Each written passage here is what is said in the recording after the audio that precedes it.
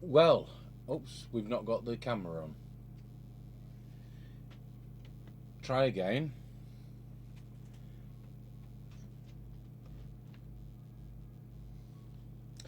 Right, well today it's a radio that was sent in very kindly by a gentleman who sent a repair in as well.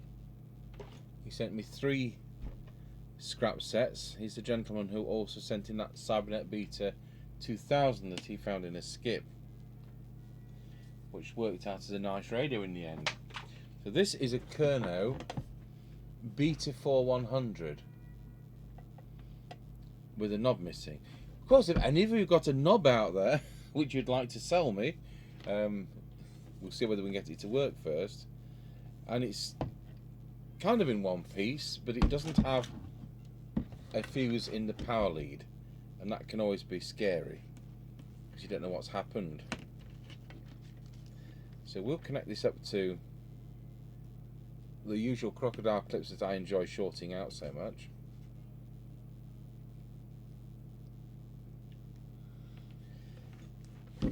And we'll switch it on.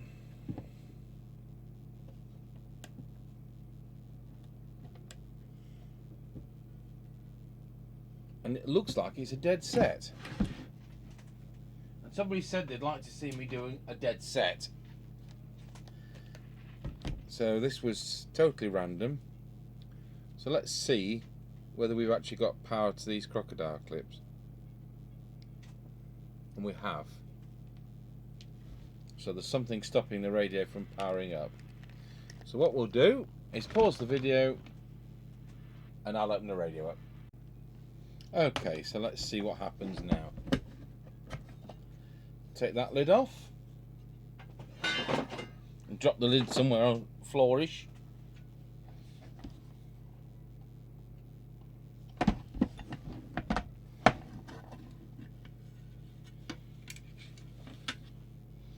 And it's time to put the soldering iron on because it's one of those that's soldered on. Last night when I was planning to do this, and it's Tuesday today, I spotted this grinning out of a box. I thought, yeah, we'll do that Kernow Beta 4100. And I had a quick look in on my file of all the instruction books and circuit diagrams we've scanned and filed away, and this wasn't one of them. And a quick search on Google, and I found that Thunderpole had a scan of the full instruction book with the circuit diagram and layouts, and this would sell it you as a PDF download for $3.99. So that's what I did. So I now have the circuit which I wouldn't previously have had. So well done, Thunderpole, for offering that.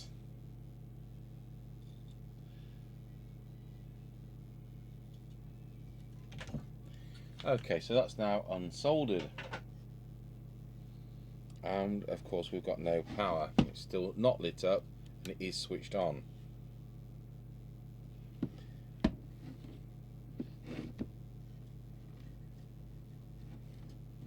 So we'll now meter where it comes into the radio at the back.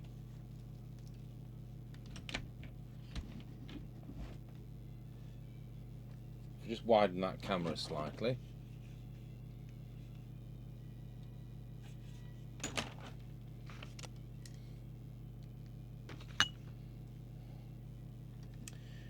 So the power lead comes in through that strain relief grommet, and it goes through a feed through capacitor there for the positive, and the negative is soldered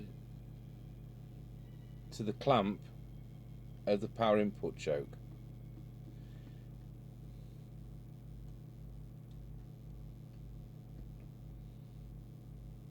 So we have power there. So without looking at the circuit, which is in another room, I'll just check that this is negative earth, which I'm sure it is because that goes to the clamp. It is. So the next idea is it going to the on and off switch? And that will be one leg of the on and off switch. And that's the other leg of the on and off switch, which is in the on position. So we've got power to the on and off switch. We've got not power coming out of the on and off switch. So that tells me we've got a dirty contact or a broken contact or something like that on the on and off switch. I'm going to switch off the power supply because I don't want to bounce the power to the radio.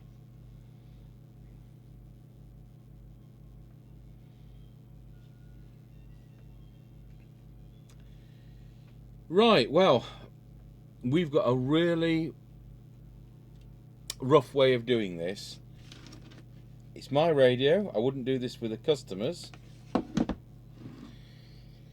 I have here a 18 amp power supply, which we have for business radios, because some of the business radios will go as high as 45 watts, and so I need to make sure we have a power supply that's adequate. So although I use a 2.5 amp power supply for CBs, I'm just neatly reconnecting to the 18 amp power supply, and this will either cure it or kill it. When I was at Nottingham Radio, Mr. Smith, the boss there, showed me this little technique. I certainly hadn't done it at college. I'm just going to make sure that my power supply is on, which it is.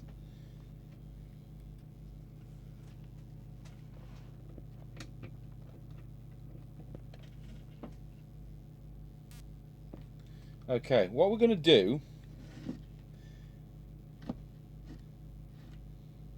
with the radio switched on,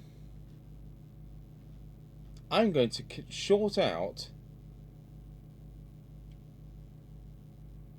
the power switch.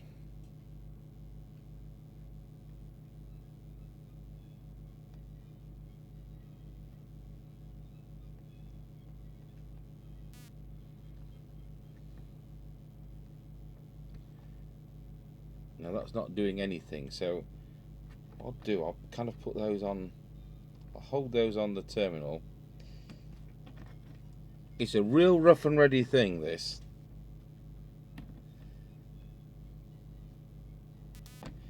But you start to think, well, where we're going to get another on and off switch from, you see.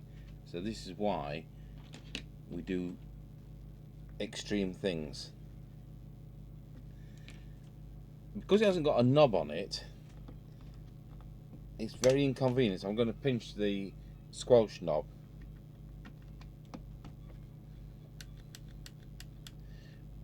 So what I'm going to do now is hold that on the across the connection, if I can,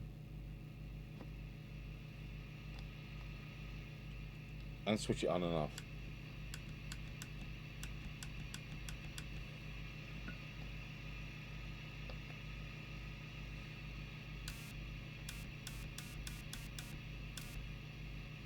So I've now shorted out the power supply 5 times, and hopefully it will have blown all the rubbish off the switch. It's warmed up my crocodile clip leads as well. Okay, so we'll switch it on, and lo and behold, we now have power. How handy.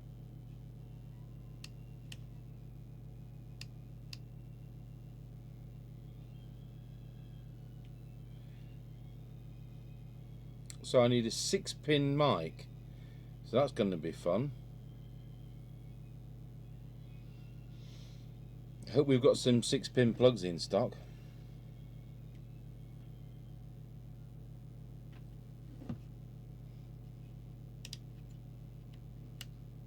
Yeah, it's quite reliable, powers up every time, so definitely blew the dust off it. But I must say, if you try that, you could damage all kinds of things. But it's my set, and I'm taking that risk today.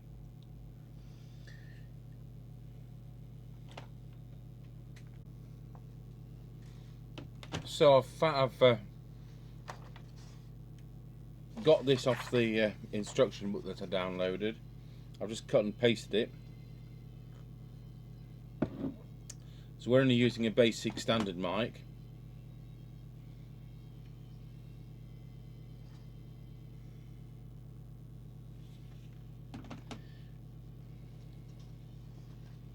So let's see what we've got here.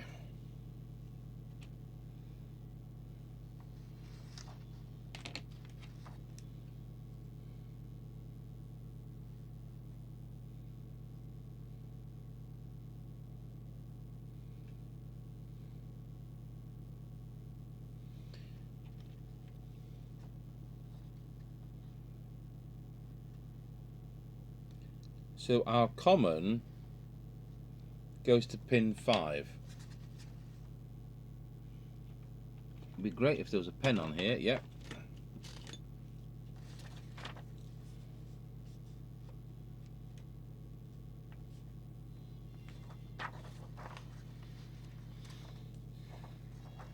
It goes to the one side of the mic. So that one is pin 2. So that's receive. So that's transmit. It goes to pin 3. And the mic hot goes to pin 1.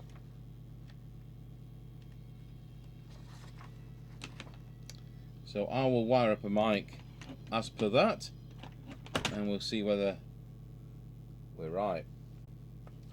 There we go. So let's put the microphone plug back together, and we've now got a 6-pin plug on there. We'll plug that in the radio, switch it on. Yay! And let's see if we've got a transmit. Yeah, we have. Right, I'll get the camera on the transmit power meter and let's see what he's doing.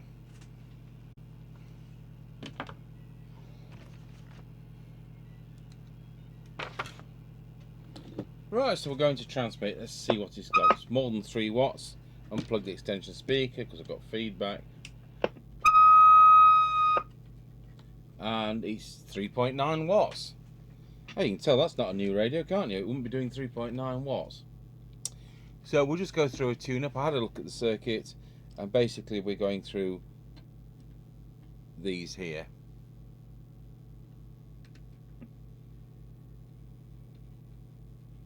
Now this is an 80 channel set, and I'm optimizing this, whoops, on channel 12. And I'm optimizing this on channel 20 of the UK set of frequencies, because we do not need it to work on CPT, as CPT does not work properly here. We'll start again. So we're actually dropping down as it's warming up, which is normal. Doing 3.6 watts now.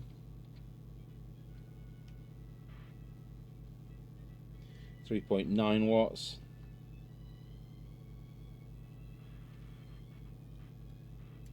4.2.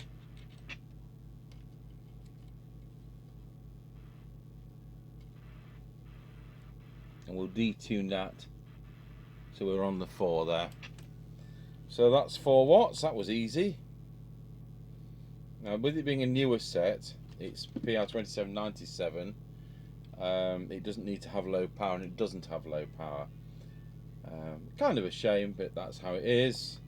So let's see what the bar graph meter is saying. It's saying a full set of bars. So I wonder how that's adjusted.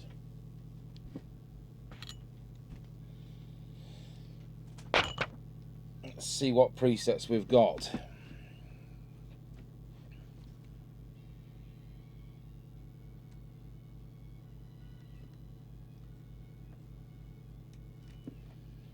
Well, we've got 5.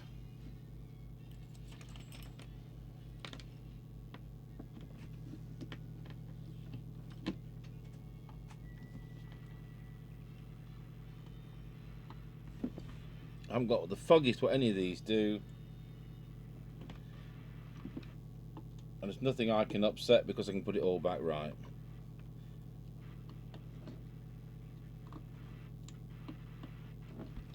So none of those affect the RF power meter.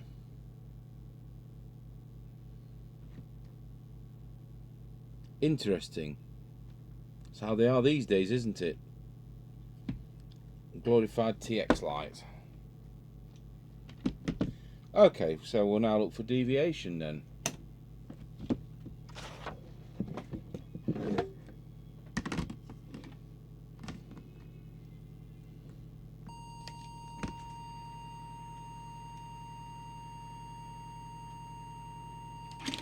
And we've got 2.5 showing there. That might be a little bit high. In fact, I'll tell you what, we will adjust it. I'm just trying to think where it's going to be. It could be that one, but it isn't.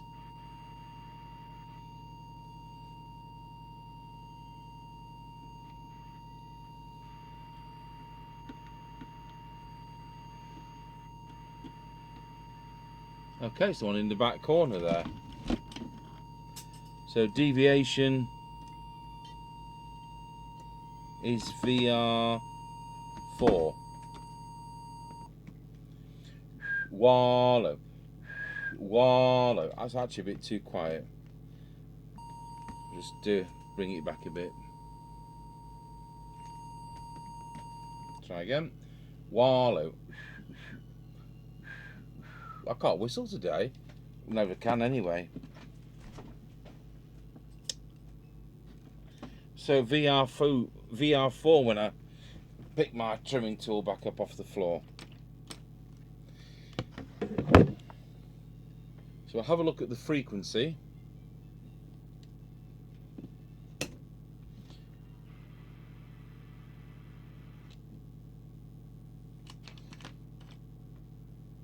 Okay, I'll see if we can bring camera 2 over to the frequency counter. I'll just press some buttons.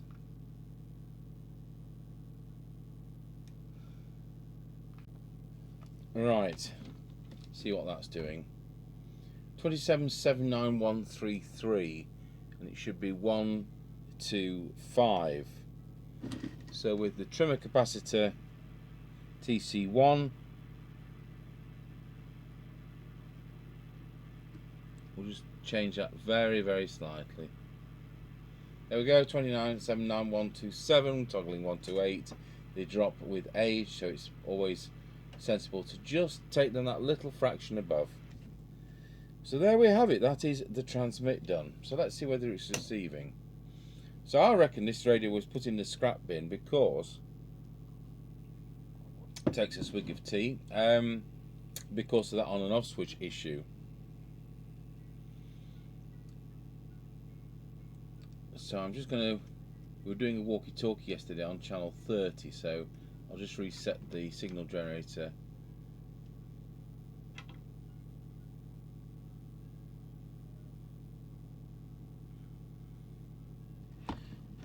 And we'll put the, you've got an S meter socket on the back of this radio as well.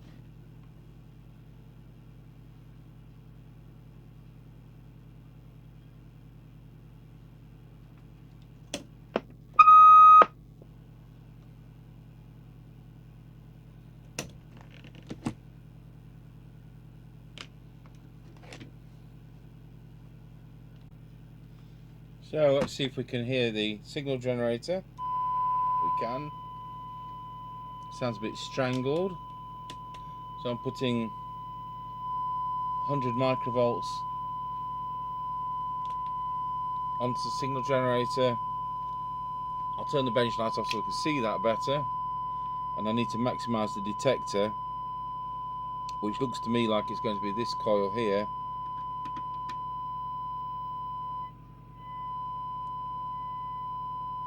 And that's already correct. So we'll now drop the attenuator. It's 1 microvolt. Oh no, it's 0.3. This radio is crystal filtered as factory standard. So we'll now move the camera over to the cyanide meter. Just for everybody's information, the preset there, VR5, is in fact transmit power, and it doesn't affect the meter.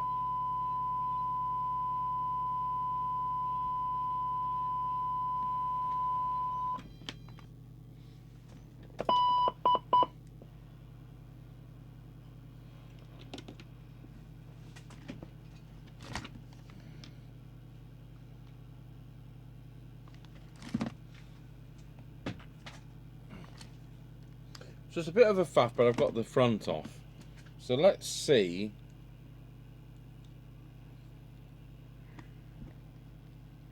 whether we can short these out and they work, or whether there's a fault in the printed circuit or something like that. So what should we short it out with? I'm good at shorting things out usually.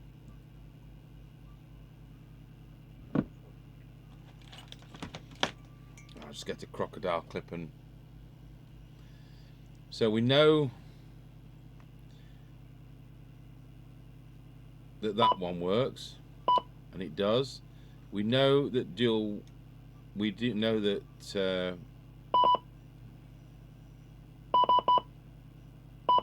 yeah, we know UK.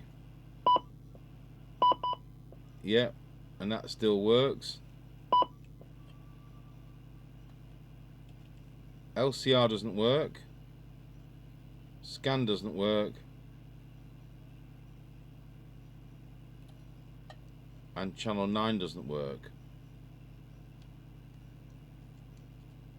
So it's not just the rubber membrane that could have been faulty there. I was thinking it was going to be an ingress of moisture, but it isn't.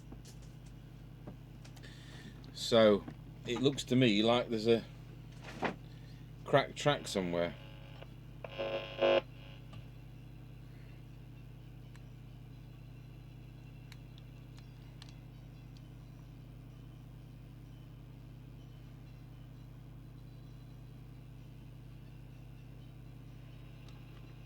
So what have we got that's common? We've got diode 204 goes to the channel 9 and to there, but that one works.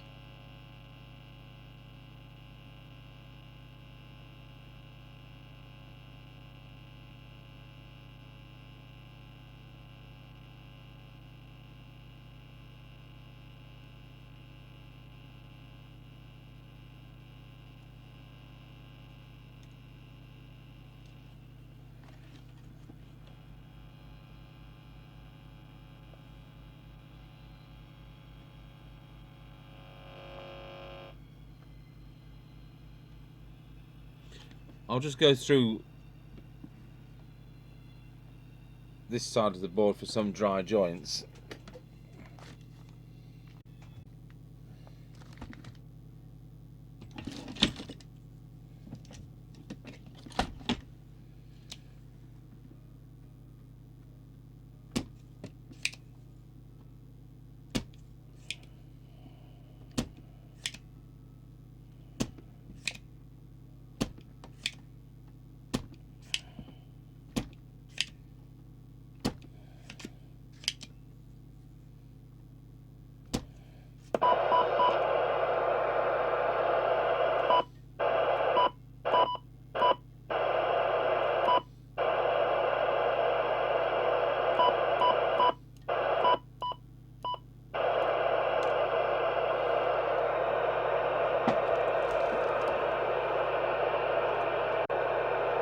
So now if we short all these out and turn the volume down,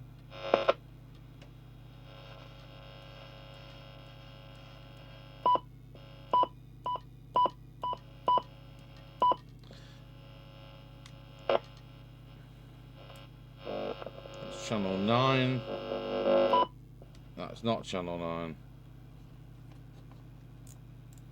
hopefully.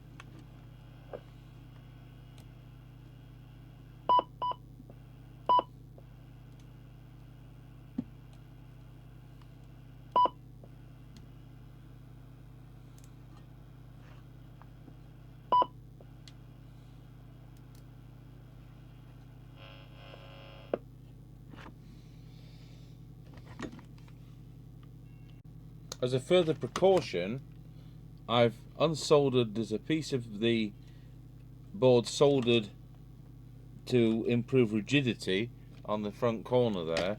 I've unsoldered that because it's on gold plated connectors. So hopefully it'll now all go back together and be 100%. Okay, so here we are with it actually put back together. Let's turn the squelch up, and we've now got RF gain. We've now got dual watch, UK or EU, LCR, scan, and channel 9. So I'm just going to pop that on the aerial. I'll just make sure it's transmitting into the test set first. It is still doing 4 watts. Turn the test set off. We'll pop the aerial in.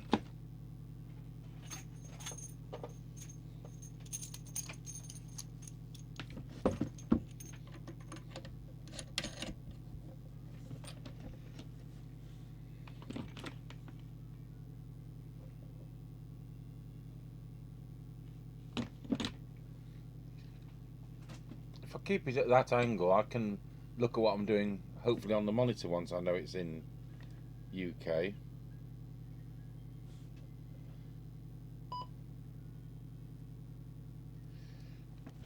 These aren't difficult. These are not easy to read. Hey, let's press scan.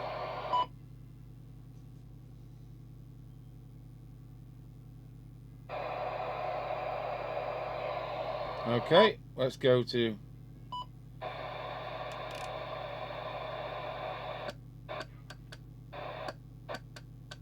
channel 19.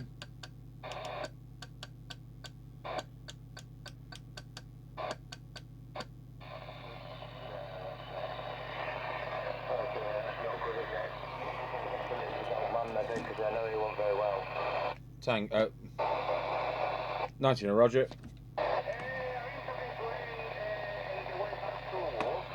Yeah, well, as ever, pretty pointless exercise. So I'll get Mr. Chippy to do an on-the-air test with me on this. So let's go through those faults and just remind ourselves with what we adjusted when I found that pen again. So we'd got the transmit strip down there. The receive was there with the detector there. VR1 was squelch.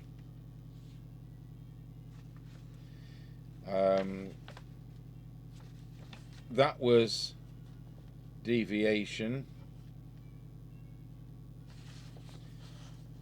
That TX power.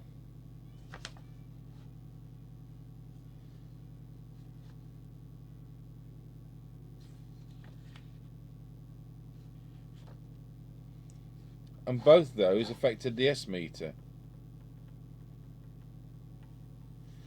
But bearing in mind there is a S meter 3.5mm jack, which is unusual.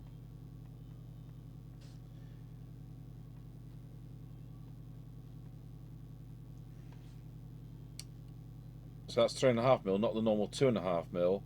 It could be that one of those controls affects the drive to that. I don't know. And I'm not really bothered either. So there's your circuit for the microphone again. So it was audio, transmitted audio from the microphone to pin 1, received to pin 2, transmit to pin 3, and the common was pin 5 on that 6-pin mic plug. So that was a bit unusual, and it fulfilled that want from the viewer who said, I'd like to see you fix a set which is dead. So we've now fixed a set which was dead, sorted out the problem with the push buttons on the front, which was a dry joint, and it didn't really need much with the receiver at all. It was quite well set up. Went to the transmitter, got a little bit more, and there we go. So thank you for watching the Kernow CB transceiver under PR2797, which means it must be about a 1998 model, and it seems to work quite nicely.